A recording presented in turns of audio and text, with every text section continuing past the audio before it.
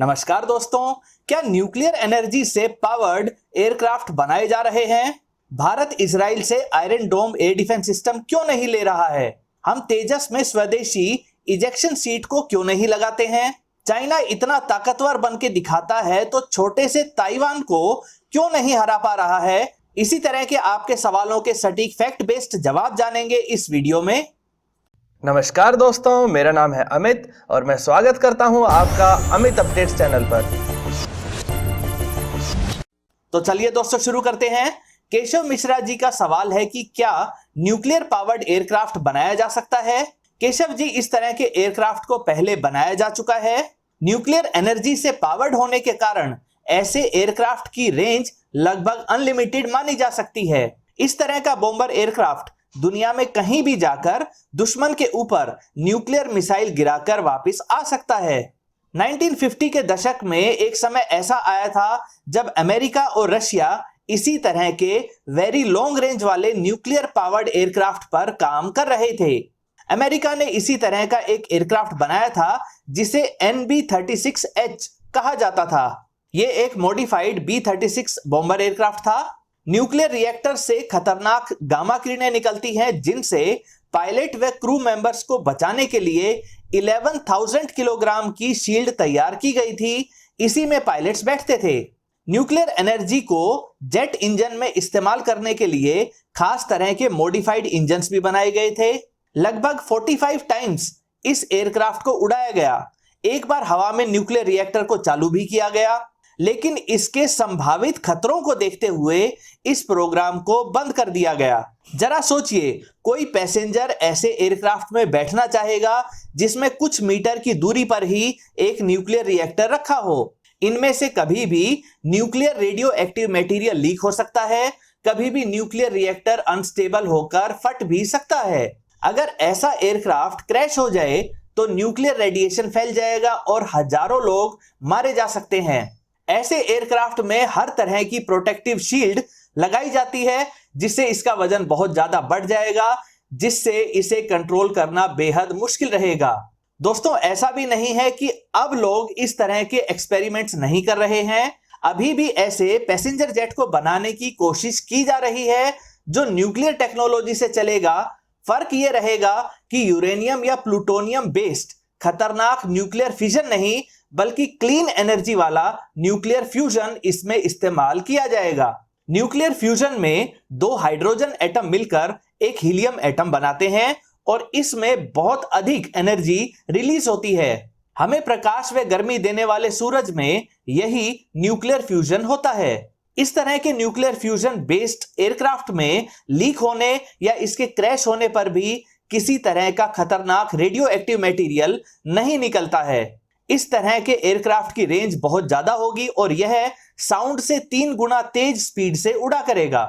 इतनी स्पीड से तो फाइटर जेट भी नहीं उड़ पाते हैं। फिलहाल ऐसी टेक्नोलॉजी को पूरी तरह से मैच्योर होने में 20 से 30 वर्षों का समय लग सकता है। दोस्तों, अगला सवाल अंकुश जी का है जो पूछते हैं कि हम इजराइल से आयरन डोम सिस्टम क्यों नहीं खरीद सकते हैं। अंकुश जी, इजराइल भारत का अच्छा दोस्त है। भारत ने पहले भी बराक 8 और स्पाइडर जैसे एयर डिफेंस सिस्टम इजराइल से खरीदे हैं। इसलिए भारत आसानी से इजराइल से आयरन डोम एयर डिफेंस सिस्टम भी खरीद सकता है। लेकिन समस्या आती है डिसीजन मेकिंग में। जब 2 वर्ष पहले बालाकोट एयर स्ट्राइक के बाद 27 फरवरी को पाकिस्तानी F-16 ने 4 से 5 M120 BVR missiles Sukhoi 30 MKI पर लॉन्च की, तब हम नींद से जागे और हमें ध्यान आया कि हमारे पास लॉन्ग रेंज की BVR मिसाइल्स ही नहीं है। जब चाइना ने लद्दाख में परेशान करना शुरू किया तो हमें ध्यान आया कि हमारे पास लाइट वेट टैंक्स नहीं हैं और ना ही हमारे पास अच्छे ड्रोन्स हैं। हमारी नेवी के पास माइन स्वीपर जहाज नहीं है। जब तक कोई समस्या हमारे सिर पर ना आ जाए तब तक हम ज्यादा ध्यान नहीं देते हैं। अभी हमें आयरन डोम सिस्टम की आवश्यकता महसूस नहीं हो रही है। हम आयरन डोम सिस्टम को नहीं खरीद रहे हैं क्योंकि हमें लगता है कि पाकिस्तान या चाइना की तरफ से हजारों छोटे रॉकेट्स या आर्टिलरी शेल्स तो फायर हो ही नहीं रहे हैं, तो आयरन डोम खरीदने की जरूरत ही नहीं है। लेकिन हम ये भूल रहे हैं कि आज नहीं तो कल हमें ये समस्या भी झेलनी पड़ सकती है। इसलिए हमें फ्यूचर रिक्वायरमेंट्स को ध्यान में रखते हुए अभी से आयरन डोम सिस्टम को खरीदने की प्रोसेस शुरू कर देनी चाहिए। इजरायली आयरन डोम सिस्टम की बात करें तो यह 4 किलोमीटर से लेकर 70 किलोमीटर तक की रेंज में आने वाले rockets, artillery shells, drones, helicopters आदि को हवा में ही मार गिराता है। दोस्तों, अगला सवाल अभिषेक जी का है।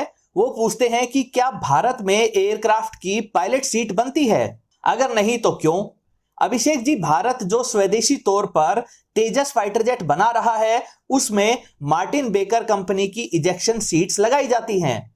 मार्टिन बेकर एक ब्रिटिश कंपनी है। मार्टिन बेकर इजेक्शन सीट बनाने के मामले में एक रिलायबल नाम है। इस पर दुनिया भर के फाइटर जेट निर्माता भरोसा करते हैं। अमेरिकी F-35 में लगने वाली सीट भी मार्टिन बेकर ही बना रहा है। यहां तक कि पाकिस्तान के JF-17 फाइटर जेट में भी इसी कंपनी की इजेक्शन सीट लगी हुई है। अभिषेक जी का सवाल है कि हम स्वदेशी तौर पर इजेक्शन सीट क्यों नहीं बनाते हैं? तो इसका कारण है रिटर्न ऑन इन्वेस्टमेंट।